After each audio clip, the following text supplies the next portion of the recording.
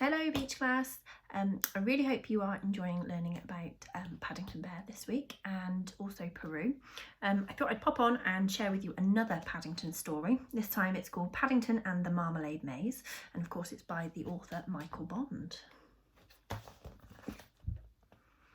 One day Paddington's friend Mr. Gruber took him on an outing to a place called Hampton Court Palace. "I think you will enjoy it, Mr. Brown," he said as they drew near. "It's very old and it has over 1,000 rooms. Lots of kings and queens have lived here." Paddington always enjoyed his outings with Mr. Gruber and he couldn't wait to see inside the palace. As they made their way through an arch, Mr. Gruber pointed to a large clock. "That's a very special clock," he said. "It not only shows the time, it tells you what month it is." "Perhaps we should hurry," Mr. Gruber said Paddington anxiously. "It's 1/2 June already." They hadn't been inside the palace very long before they came across a room which had the biggest bed Paddington had ever seen. "Queen Anne used to sleep in it," said Mr. Gruber. "I expect they put the rope round it to stop her falling out when she had visitors," said Paddington, looking at all the people. "This is known as the Haunted Gallery," said Mr. Gruber.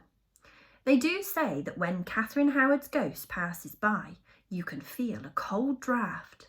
Paddington shivered. "I hope she's got a duffel coat like mine," he said. Mr. Gruber took Paddington to see the kitchen next. "In the old days they used wood fires," he explained. "That's why there is such a high ceiling. There was a lot of smoke."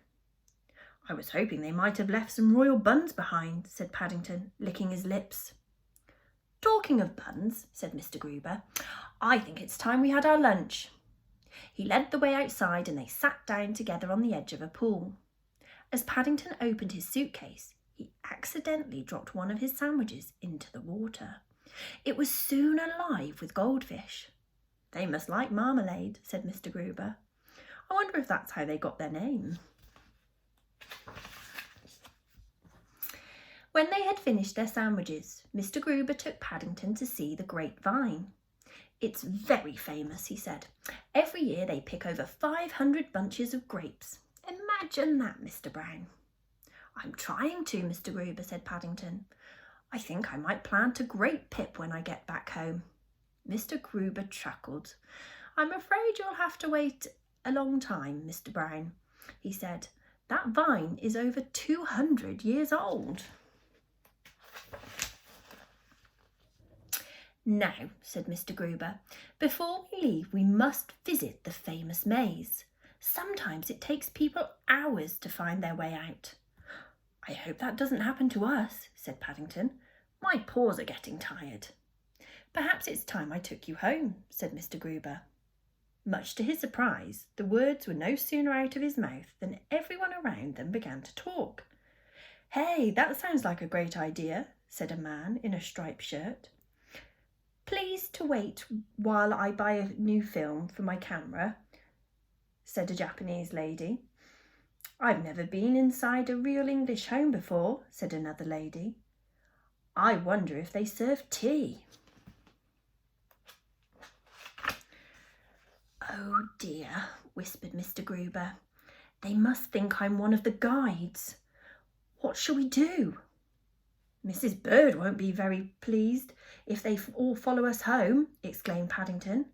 "She only has a small teapot." Then he had an idea. "Follow me," he called. "I think perhaps we ought to go in the maze after all." "Are you sure we are doing the right thing?" gasped Mr. Gruber as he hurried on behind. "Bears are good at mazes," said Paddington. "You need to be in darkest Peru.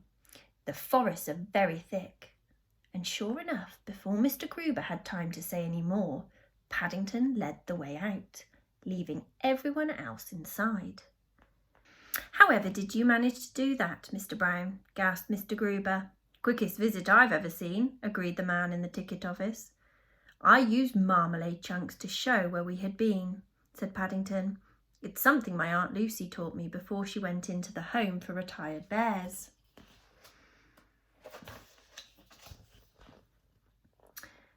But I thought you had eaten all your sandwiches, said Mr. Gruber. I always keep a spare one under my hat in case I have an emergency, said Paddington. That's something else Aunt Lucy taught me. She'll be very pleased when she hears. And he stopped at a kiosk to buy a picture postcard so that he could write and tell her all about his day out.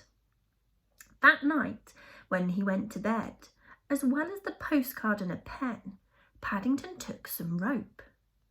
It's something Queen Anne used to do, he announced.